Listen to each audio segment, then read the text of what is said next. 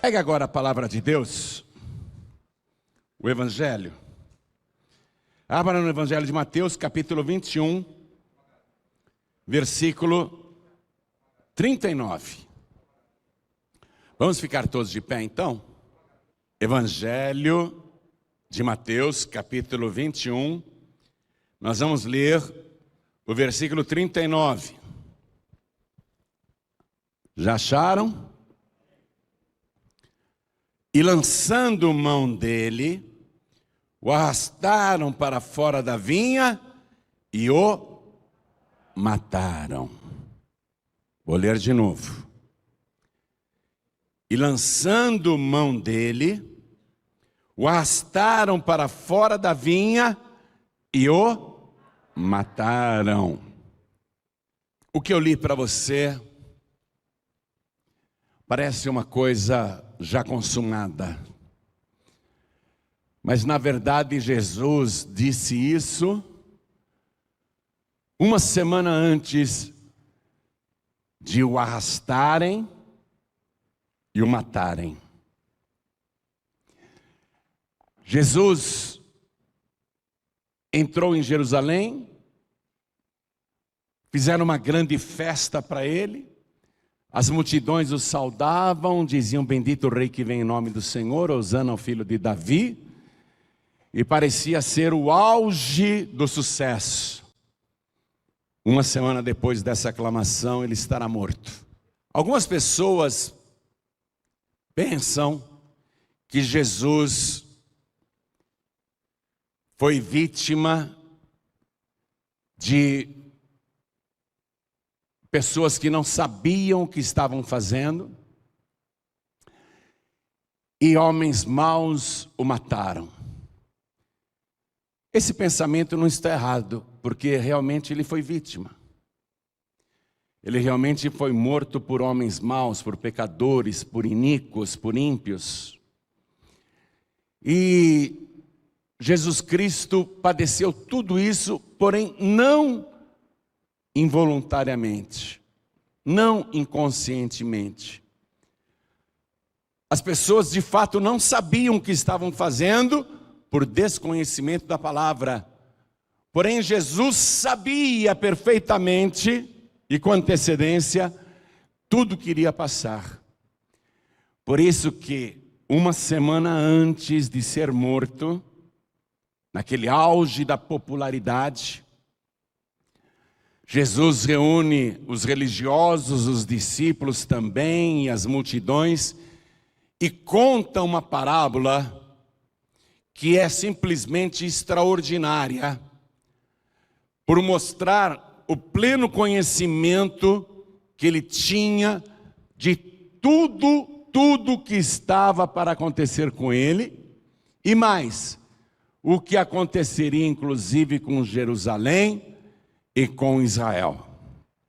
É uma parábola curta e eu quero ler as palavras de Jesus. Eu não quero contar a parábola, ainda que eu a conheça de cor, porque não ousaria perder qualquer um dos pequenos detalhes que Jesus Cristo mencionou. Então, escute, é uma parábola profética. Uma semana antes de morrer, ele conta assim, acompanhe o versículo 33. Ouvi ainda outra parábola.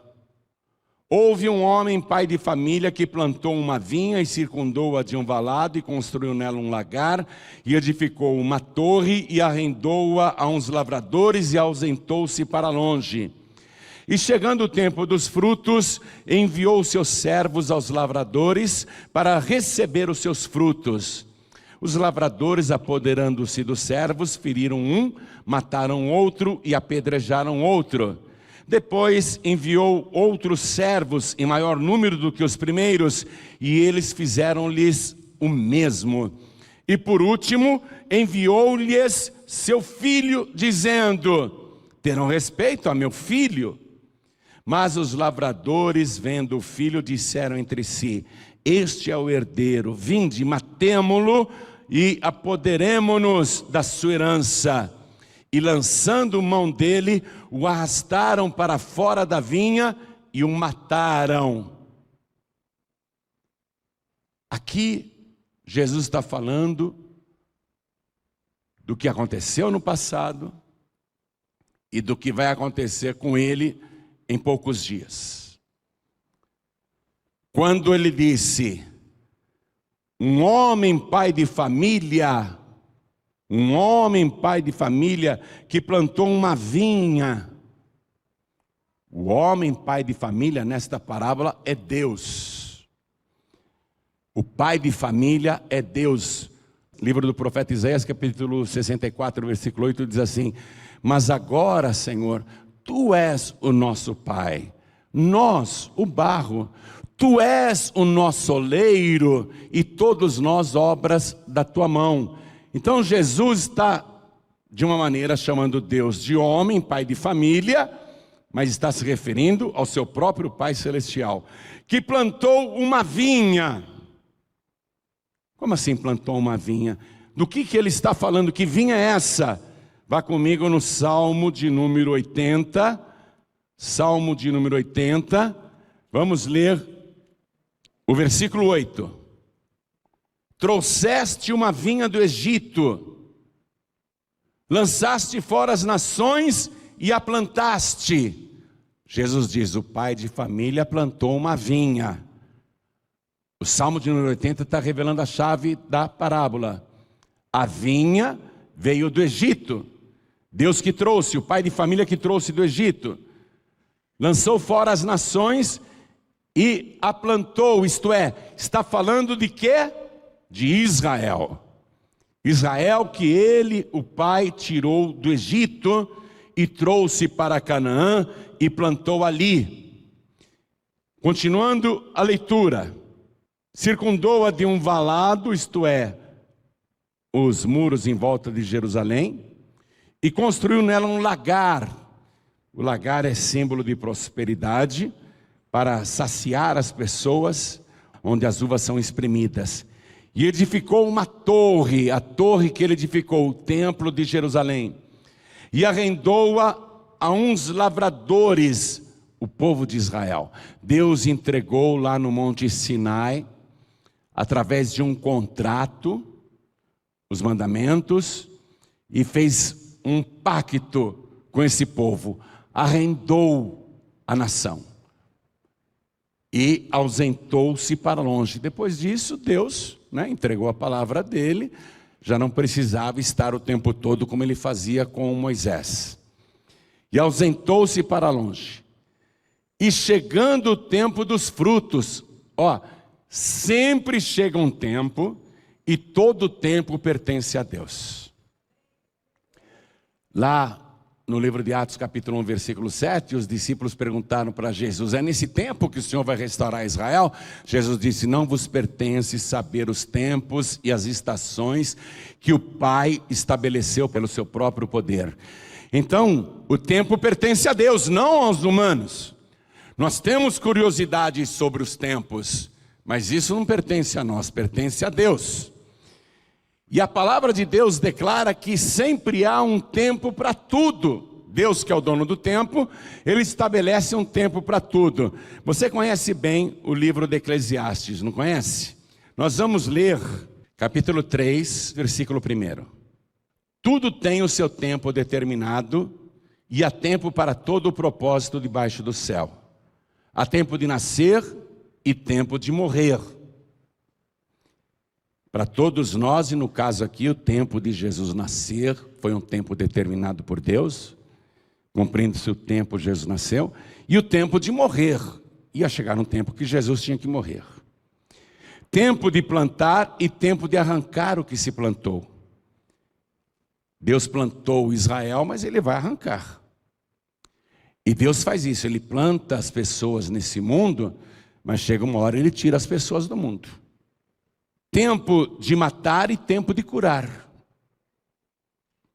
Tempo de derribar e tempo de edificar. Tempo de chorar e tempo de rir. Tempo de prantear e tempo de saltar. Tempo de espalhar pedras e tempo de ajuntar pedras. Tempo de abraçar e tempo de afastar-se de abraçar. A gente está vivendo um tempo que não pode nem abraçar mais as pessoas. tempo de buscar e tempo de perder, tempo de guardar e tempo de jogar fora, tempo de rasgar e tempo de coser, tempo de estar calado e tempo de falar, tempo de amar e tempo de aborrecer, tempo de guerra e tempo de paz. Nós estamos vivendo isso aqui. Então, chegando o tempo, Deus controla o tempo nas nossas vidas e para toda a humanidade. E aqui na parábola Jesus disse, chegando o tempo dos frutos, Ele enviou os seus servos. Que servos que Ele está enviando, querendo receber o usufruto da terra? Porque Ele arrendou a vinha. Agora, como proprietário, Ele tem o direito de recolher os frutos. Então Ele mandou os seus servos lá. Que tipo de servos Ele está falando? Que os lavradores vão apedrejar, vão torturar, vão mandar embora vazios e vão matar, inclusive. Livro do profeta Jeremias agora, capítulo 7. Vamos ler o versículo 25. Desde o dia em que vossos pais saíram da terra do Egito até hoje, enviei-vos todos os meus servos, os profetas. É disso que Jesus está falando. Os profetas que Deus foi enviando para cobrar o fruto, aquilo que pertence a Deus. Desde o dia em que vossos pais saíram da terra do Egito até hoje, enviei-vos todos os meus servos, os profetas, todos os dias, madrugando.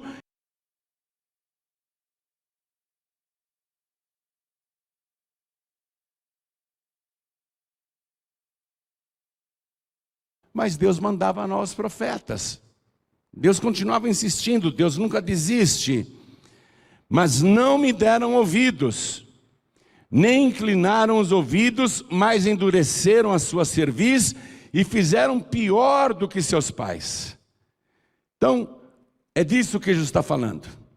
Todos os profetas que vieram antes dele, e que Israel e o povo rebelde não quis ouvir. Mas Deus não desistiu. Chegou um momento, aqui no versículo 37, que eu li para você, que diz, e por último, enviou-lhes seu filho, dizendo, terão respeito a meu filho. Deus viu que ninguém queria ouvir os profetas. Deus falou, eu vou mandar meu filho então. O meu filho eles vão ter respeito. O meu filho eles vão escutar. E mandou lá. Jesus está falando dele mesmo. E olha o detalhe, versículo 37. E por último, enviou-lhes seu filho. Você sabe muito bem que o islamismo não acredita em Jesus como filho de Deus. Acredita em Jesus como profeta. Um dos profetas. E Maomé surgiu 600 anos depois de Cristo. Os maometanos acreditam que Maomé é a última revelação de Deus. Mas o próprio Jesus, nessa parábola profética, está dizendo que ele é o último. E por último, enviou-lhes seu filho. Depois que Deus enviou seu filho, muitos outros surgiram, além de Maomé, né? E vieram com outras novidades. E as pessoas foram ouvindo essas outras novidades que surgiram, inclusive o Allan Kardec. Há pessoas que resolveram escutar Kardec, mas nem Kardec, nem Maomé ou qualquer outra pessoa tinha legalidade e legitimidade para vir depois de Cristo anunciar qualquer novidade. Porque o próprio Cristo está dizendo, e por último, enviou-lhes seu filho. Você lembra o que está escrito em Apocalipse, capítulo 1, versículo 17?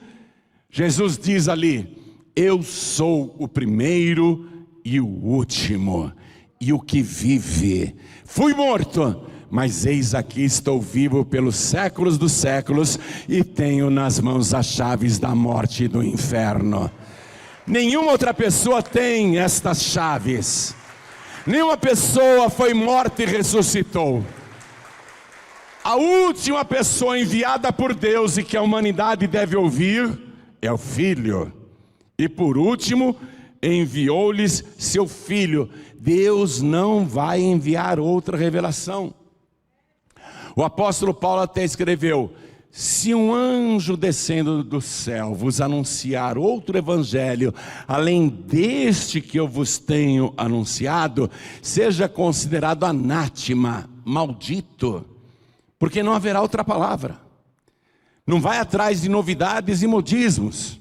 Jesus é o último, o primeiro e o último. E por último enviou-lhes seu Filho, dizendo: terão respeito a meu filho. Olha o que Jesus está contando uma semana antes de ser morto. Mas os lavradores, quer dizer, os religiosos de Israel, o povo de Israel, supostamente aquele povo escolhido, mas os lavradores, especialmente as lideranças religiosas, mas os lavradores, vendo o filho, disseram entre si: é o herdeiro. Vinde, matemo-lo e apoderemo-nos da sua herança. Nessa última semana de vida, a alta corte religiosa de Israel vai se reunir e Caifás vai dizer para todos os membros do Sinédrio: nós temos que matar este homem antes que os romanos venham e tomem a nossa nação e nós perderemos o nosso lugar. Jesus está profetizando sobre isso. Ele já sabia o que estava sendo tramado contra ele, apesar de toda a popularidade em alta. Ele não se ilude, não. Ele sabe que essa fama é uma ilusão. Ele sabe exatamente o que vai acontecer com ele. Versículo 39. E lançando mão dele, o arrastaram para fora da vinha e o mataram. A vinha é Jerusalém. Agora, olha só o detalhe. O levaram para fora da vinha. O centro da vinha é Jerusalém, é uma cidade murada. Jesus não foi morto dentro da cidade murada de Jerusalém. Ele diz até que seria arrastado para fora e que ele seria morto. Ele vai ser arrastado para fora da cidade santa, ele vai ser arrastado além dos muros de Jerusalém e conduzido até o Monte Calvário, onde vai ser crucificado. Ele sabe que não será com gentileza, ele sabe que será arrastado com violência. Ele está falando dele mesmo. Agora vem cá, uma semana antes de morrer, se você tivesse toda essa revelação sobre o seu futuro, você iria receber o aviso para se aproveitar e fugir? Ou você encararia o que estava anunciado lá na frente? Muita gente diria: não, eu receberia como um aviso e cairia fora, ia me esconder, não é? Se eu disser para você assim: ó, você dentro de 7 dias vai morrer aqui na capital de São Paulo. Você ficaria na capital? Não falei do que você vai morrer, né? Estou falando que daqui 7 dias você morre aqui na capital. Você ficaria na capital ou você ia para Jundiaí? Para Piracicaba, para Campinas? Não, se eu ia morrer na capital, eu vou sair de São Paulo, eu vou para o Rio de Janeiro, vou para Belo Horizonte, eu vou para Salvador, eu vou para Curitiba, eu vou para Porto Alegre. Não, eu ia morrer, tem uma profecia que eu ia morrer essa semana na capital de São Paulo, então eu não vou ficar aqui não. Veja, Jesus sabe o que vai acontecer com ele. Ele é uma vítima, sim, mas não é uma vítima involuntária. Ele não é uma vítima que está ao sabor dos acontecimentos inesperados. Pelo contrário, ele controla o tempo e os acontecimentos. Ele é o dono do tempo, ele controla todas as coisas. E está profetizando que ele vai ser morto fora do lugar. Evangelho de Marcos, capítulo 15, vai comigo, por favor. Marcos, capítulo 15, versículo 20, que conta esse detalhe da crucificação de Jesus. Olha só. E havendo-o escarnecido, despiram-lhe a púrpura e o vestiram com as suas próprias vestes e o levaram para fora a fim de o crucificarem. Ele sabe. O que eu li para você em Marcos é o que fizeram com ele. Tiraram aquela capa vermelha, aquela púrpura, vestiram ele com as suas próprias vestes e o levaram para fora, para o Monte Calvário, onde ele foi crucificado. Aqui na parábola de Mateus capítulo 21, que eu estou lendo para você, é profecia. Ele está falando do que iria acontecer com ele, do que tinha acontecido com a própria nação de Israel, que tinha um contrato com Deus de arrendamento, para praticar justiça na terra, para abençoar as nações, abençoar o povo. Mas eles fizeram tudo como Jesus falou que iria acontecer. O versículo 40 diz assim, Jesus perguntando para eles: quando, pois, vier o senhor da vinha, o dono da vinha, que fará àqueles lavradores? O que vai fazer com eles? Eles vão matar o filho. E daí? Quando o pai de família vier, o que vai fazer com os lavradores? Isso já estava também profetizado no livro de Isaías capítulo 5, vamos lá, vamos ler a partir do versículo 3. Só que Isaías foi escrito 700 anos antes de Cristo. Agora, pois, ó moradores de Jerusalém e homens de Judá, julgai, vos peço, entre mim e a minha vinha. Deus falando. Julguem entre eu e a minha vinha. Que mais se podia fazer a minha vinha que eu não lhe tenha feito? Fiz todo bem para ela? E como, esperando eu que desse uvas boas, veio a produzir uvas bravas? Julguem entre eu e a minha vinha. Eu fiz tudo por ela. E eu esperava os frutos, uvas boas, mas produziu uvas bravas. O que eu faço com ela? Versículo 5. Agora, pois, vos farei saber o que eu hei de fazer à minha vinha. Tirarei a sua sebe, para que sirva de pasto. Derribarei a sua parede, para que seja pisada. E a tornarei em deserto, não será podada nem cavada, mas crescerão nela sarças e espinheiros, e às nuvens darei ordem que não derramem chuva sobre ela. 40 anos depois de terem matado o filho do pai, o herdeiro da vinha, 40 anos depois Jerusalém será sitiada, destruída e derribada. Não vai ficar pedra sobre pedra. A vinha vai ser destruída e Israel vai permanecer um tempão no exílio. Um tempão, séculos e séculos. Só vai voltar em 1948 agora, recente. Só vai voltar. Ou seja, Israel ficou 19 séculos nessa profecia de Isaías, um deserto.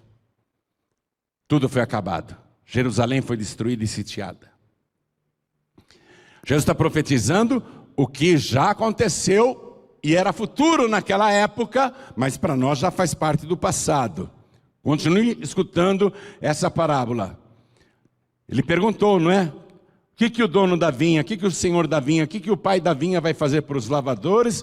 Os próprios lavradores responderam no versículo 41, dará afrontosa morte aos maus e arrendará a vinha a outros lavradores que a seu tempo lhe deem os frutos. Eles mesmos disseram o que deveria acontecer. Com a própria boca deram a sentença. Jesus fala da pedra que foi rejeitada, ele é a rocha.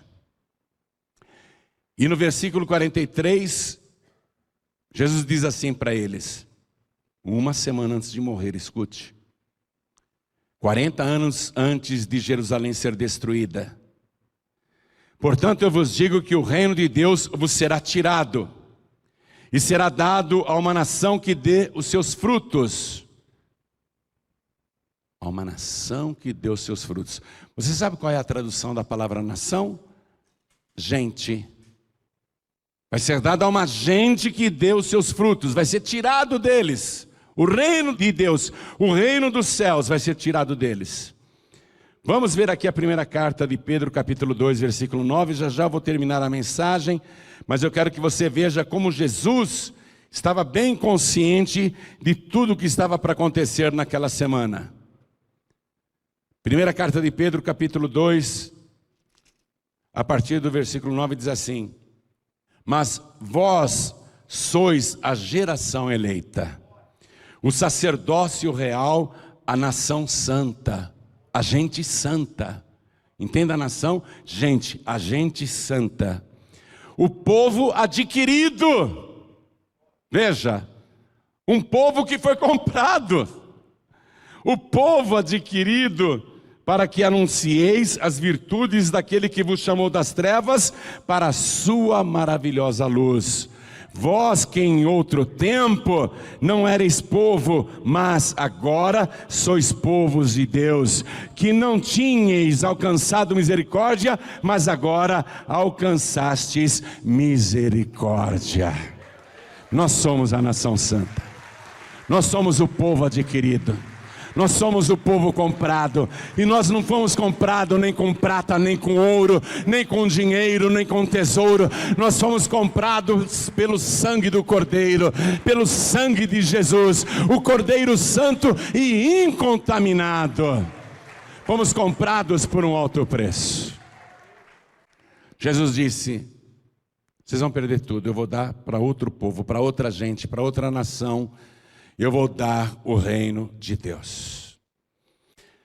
E olha o que Jesus fala no versículo 44. Isso é para você que rejeita Jesus, para que pare de rejeitar Jesus. E quem cair sobre esta pedra, Jesus está falando dele, ele é a pedra, despedaçar-se-á, e aquele sobre quem ela cair ficará reduzido a pó. Pessoa que cai para cima de Jesus falando mal, que blasfema, essa pessoa vai ser despedaçada. E sobre quem ela cair ficará reduzido a pó. Eles entenderam a parábola de Jesus. Por que Jesus Cristo, sabendo de tudo isso naquela semana, continuou em Jerusalém? Ele sabia que seria preso, que seria torturado, condenado à morte, arrastado para fora de Jerusalém, levado até o Monte Calvário e crucificado. Por qual motivo Jesus não saiu da cidade? Por que ele continuou ali, sabendo tudo o que estava para acontecer com ele em poucos dias? Dentro de uma semana ele estará morto, mas uma morte terrível, agonizante. Vá comigo no Evangelho de João, capítulo 13. Era a semana da Páscoa. Evangelho de João, capítulo 13, está escrito: ora, antes da festa da Páscoa, sabendo Jesus que já era chegada a sua hora de passar deste mundo para o Pai, como havia amado os seus que estavam no mundo, amou-os até ao fim. Foi por esta causa. Ele sabia que era a hora de passar deste mundo para o Pai, mas não seria uma passagem tranquila. Seria uma passagem atribulada, torturante, cheia de dores e sofrimentos, escárnios e zombarias. Seria uma passagem humilhante, uma morte terrível, condenado e crucificado entre ladrões, entre pecadores, como se ele mesmo fosse um dos pecadores. Por que que ele se sujeitou a tamanha humilhação e permaneceu em Jerusalém? Sabendo de antemão tudo o que iria acontecer, por causa desse texto. Ele nos amou até ao fim. Foi por amor. Você nunca vai encontrar ninguém que te ame desse jeito. Te ama até o fim. Porque, veja bem, nós amamos as pessoas, não é? Mas se a pessoa amada nos trai, se a pessoa amada nos engana, se a pessoa que nós amamos é cruel, se a pessoa que nós amamos nos faz sofrer terrivelmente, a nossa tendência como seres humanos é transformar o amor em ódio.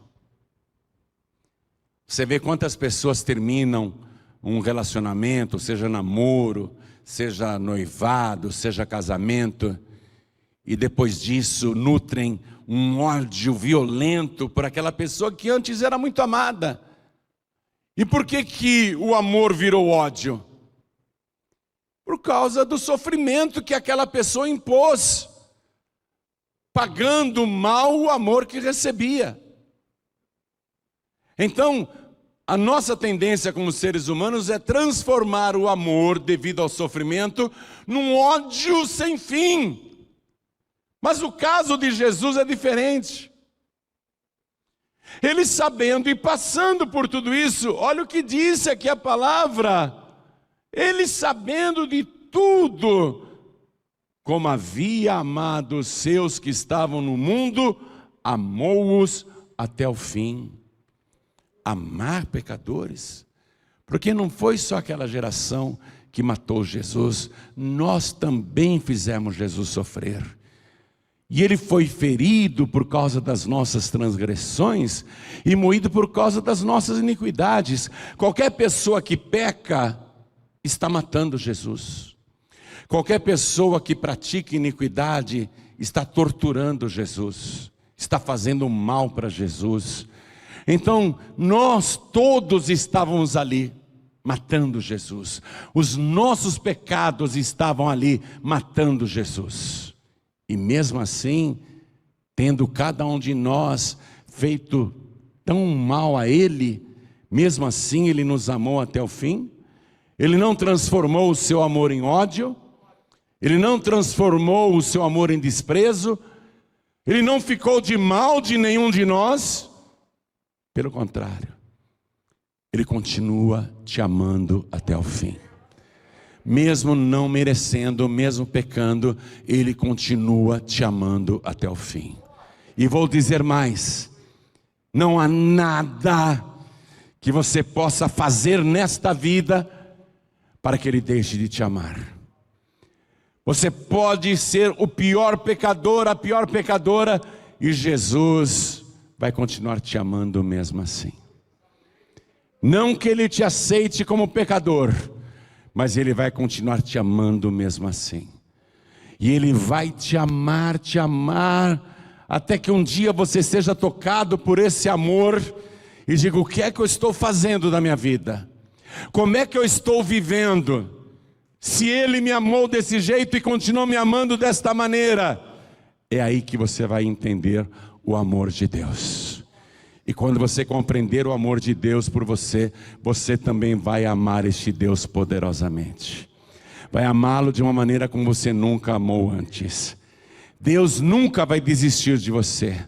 Ainda que você tenha se desviado. Eu já fui de Cristo, agora me afastei, eu fui para o mundo, vim hoje aqui, mas estou fazendo muitas coisas erradas. Ou você que está assistindo pela TV diz: eu estou fazendo muitas coisas horríveis. Ainda assim, Ele não deixou de te amar. Ele quer tocar você com esse amor, e quer te restaurar, e quer te transformar em filho de Deus. Por isso que Ele nos amou até o fim. Nunca ninguém vai te amar desse jeito. Tudo estava claro para Jesus. É por isso que eu vou passar por este sofrimento. É por isso que eu serei torturado, arrastado, crucificado e morto. Porque eu quero. Ninguém está tirando a minha vida. disse Jesus, ninguém tira a minha vida, eu estou dando a minha vida por você. E eu dou a minha vida porque eu te amo, porque eu quero te restaurar, eu quero te transformar num filho de Deus, numa filha de Deus. Como que Deus pega um pecador como eu e transforma em seu filho? Uma pessoa que não merece? Como que Deus pega o pior pecador, a pior pecadora, e ama de uma tal maneira que transforma esta pessoa em seu filho, sua filha? É por amor. Por isso o versículo mais sublime está lá em João 3,16. Porque Deus amou o mundo de uma tal maneira que deu o seu Filho unigênito, para que todo aquele que nele crê não pereça, mas tenha a vida eterna. Ele te amou até o fim para te dar a vida eterna, não para te lançar no inferno. Ele quer perdoar os teus pecados, Ele quer te purificar das suas iniquidades, Ele quer apagar o teu passado, Ele quer escrever o teu nome no livro da vida, e um dia Ele quer te levar para morar com Ele. Ele não desistiu de você e jamais desistirá, porque Ele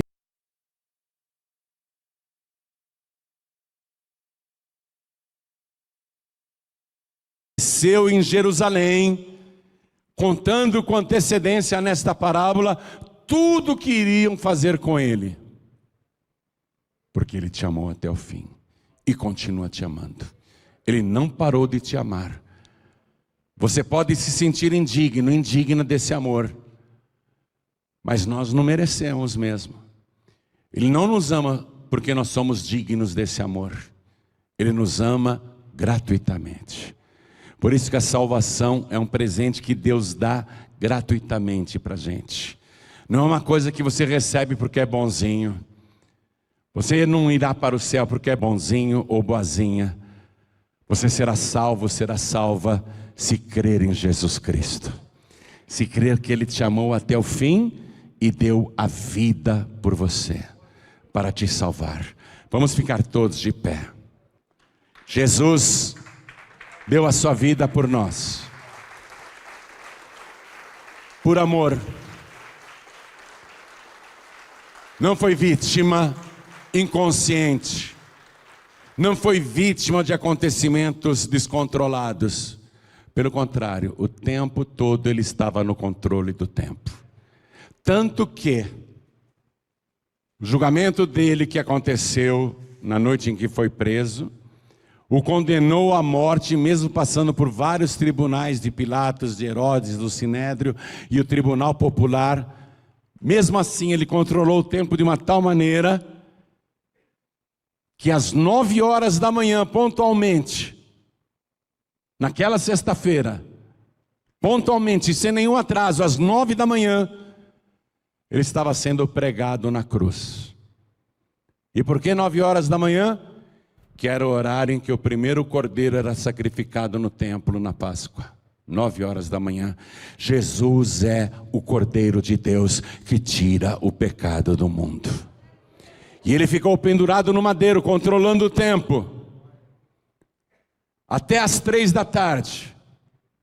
Às 3 da tarde, ele que estava no controle de tudo, ainda que pregado na cruz, ele disse: está consumado. E disse: Pai, nas tuas mãos eu entrego o meu espírito. 3 horas da tarde em ponto, ele rendeu o espírito, tombou a cabeça, aconteceu um terremoto e ele morreu. Por que 3 horas da tarde? Porque era o mesmo horário em que lá no templo de Jerusalém, o segundo cordeiro era sacrificado. Jesus é o Cordeiro de Deus que tira o pecado do mundo. Por isso que não se sacrificam mais cordeiros desde a morte de Jesus Cristo. Repare, o costume foi interrompido por vontade de Israel? Não, por aquele que controla todo o tempo. Israel não sacrifica mais cordeiros na Páscoa. O povo judeu não sacrifica mais cordeiros. Por quê? Porque Jesus, o Cordeiro de Deus, foi sacrificado por toda a raça humana. E foi sacrificado por você. Ele morreu por amor. Morreu e está no controle de tudo. Ele tem tanto controle que te trouxe aqui para dizer: eu te amo e eu quero te salvar. Eu tenho controle sobre o tempo e eu te ofereço agora o tempo da tua salvação. Te ofereço agora o tempo, a tua oportunidade de você ser salvo, de você ser salva. Ele controla o tempo, está te oferecendo essa oportunidade. Não sei se Ele te dará mais oportunidades no futuro. Eu só sei que neste momento, no tempo presente, Ele está te dando esta oportunidade, para você recebê-lo como único, suficiente, exclusivo e eterno Salvador. Não há outro.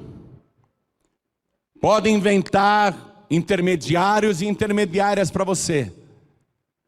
Podem inventar outros padroeiros ou padroeiras, mas nenhum deles serve.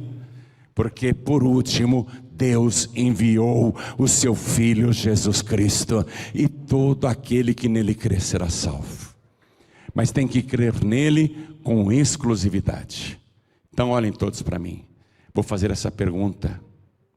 Quem aqui, sabendo que Jesus, que controla o tempo, está neste tempo exato te oferecendo mais uma oportunidade? Quem aqui quer receber Jesus como único, suficiente, exclusivo e eterno Salvador? Ergue a mão direita bem alto, todos que querem. E olha quanta gente quer. É o teu tempo de salvação. É a tua hora. Sai do teu lugar e vem aqui para frente em nome de Jesus. Vem para cá. Todos que ergueram as mãos, peçam licença e vem aqui para frente. E vamos aplaudir mais ao nome de Jesus. Vamos aplaudir mais, igreja. Vem para cá, está chegando mais gente. Isso, vem. Quer entregar a vida para Jesus? Então vem, está chegando mais. Vamos aplaudir mais. Filho pródigo e filha pródiga. Você viu o que acontece quando alguém é rebelde? Deus que tinha plantado, Ele arranca. Há tempo de plantar e há tempo de arrancar. A pessoa se desvia, Ele arranca do reino dos céus. Agora você tem que voltar e dizer: me plante novamente, me plante no teu reino, eu quero ser implantado no teu reino. Então você que está hoje aqui afastado e não tem igreja, sai do teu lugar e vem aqui para frente em nome de Jesus. Todos os filhos pródigos e todas as filhas pródigas, todos que estão sem igreja, vem aqui para frente agora. Isso, venha. Isso, vai chegando. Quero chamar todos que estão fracos na fé. Pastor João Ribe, está difícil para mim seguir Jesus nesses últimos dias. É um tempo de tribulação, é verdade. É um tempo difícil para toda a humanidade. Não está fácil, mas nós temos que perseverar até o fim, porque Jesus está voltando. Então você que se sente fraco, fraca e quer ser fortalecido, fortalecida, vem aqui para frente, vem para cá. É um tempo trabalhoso. É um tempo complicado esse que nós estamos vivendo. Mas quem perseverar até o fim será salvo, Ele disse. Você que está assistindo esta mensagem pela TV, ou ouvindo pela rádio, ou pelo aplicativo da Feliz FM no seu celular, ou assistindo pelo youtube.com/joãoribe, quer entregar a vida para Jesus, quer voltar para Jesus, se ajoelhe ao lado do teu rádio, ao lado do teu computador, aí ao lado do teu televisor, que nós aqui na frente vamos nos ajoelhar também. Vamos colocar a mão direita sobre o nosso coração. Coloque a mão direita assim sobre o teu coração e ore assim comigo. Meu Deus e meu Pai, a tua palavra falou comigo, e eu sei que o Senhor, neste exato momento, neste tempo exato, me concede mais uma oportunidade de livramento, de salvação e de perdão. Por isso agora eu te suplico, perdoa os meus pecados, perdoa as minhas iniquidades, apaga as minhas transgressões e escreve o meu nome no livro da vida. E me dê agora, junto com o perdão, a alegria e a certeza da minha salvação, porque eu declaro que o Senhor Jesus é o meu único, suficiente, exclusivo e eterno Salvador para todo sempre. Amém. Continua assim, deixa eu orar agora e toda a igreja vai orar por você também. Pai querido e Deus amado, o Senhor tem o controle de todas as coisas. E o Senhor que tem o tempo aprisionado na tua santa mão, preparou para esta pessoa o tempo da salvação. E neste tempo determinado, ela veio aqui na frente para se render a ti e para pedir o perdão. E sabendo que não há mais ninguém além de Jesus Cristo, que Ele foi o último que o Senhor enviou para a humanidade e não haverá outro, esta pessoa está de joelhos, declarando que o Senhor Jesus é o seu único, suficiente, exclusivo e eterno Salvador. Então, Pai, acolhe esta pessoa agora, perdoa todos os seus pecados e apaga o seu passado. Escreve e confirma o seu nome no teu santo livro, o livro da vida, e dê para esta pessoa agora o teu Espírito Santo. Porque os dias que nós estamos vivendo são dias maus, são dias difíceis. Muitos estão enfraquecendo e até se desviando. E o Senhor disse, quem perseverar até o fim será salvo. Nós precisamos da tua ajuda para perseverar até o fim. Precisamos do teu Espírito para perseverar até o fim. Então nos ajude agora, a cada um de nós. E quando esta pessoa se levantar desta oração, eu quero que a sua vida já esteja totalmente restaurada. E ela se levante não como criatura, mas como filho de Deus, como filha de Deus. É o que te pedimos, Pai, e te agradecemos. No nome santo do teu Filho Jesus, assim seja feito. Amém.